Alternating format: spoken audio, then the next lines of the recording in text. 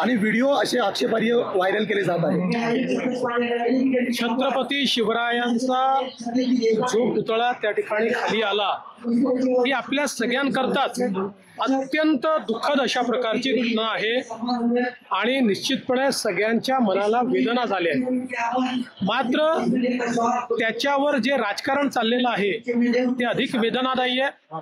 जो खरा छत्रपती शिवरायांचा मावळा आहे तो अशा प्रकारचे फोटो कधीच व्हायरल करणार नाही, ते करणं अतिशय चुकीचं आहे। आपल्याला कल्पना आहे की महाराष्ट्र सरकारने हा पुतळा तयार केला नव्हता, नेव्हीने चांगल्या हेतूनं हा पुतळा त्या ठिकाणी तयार केला होता।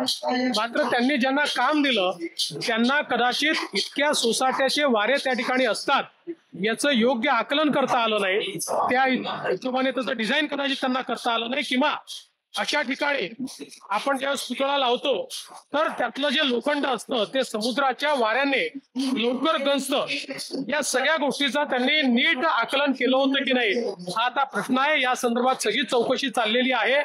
आमचा संकल्प आहे त्याच ठिकाणी छत्रपती शिवरायांचा एक अतिशय भव्य आणि अखंड उभा राहील अशा प्रकारचा पुतळा आम्हाला तयार करायचा आहे। आम्ही नेव्हीच्या मदतीने त्या ठिकाणी तसा पुतळा पुन्हा लावू।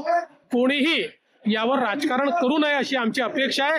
यावर राजकारण करणं हे अक्षरशः मला असं वाटतं खुजेपणा आहे।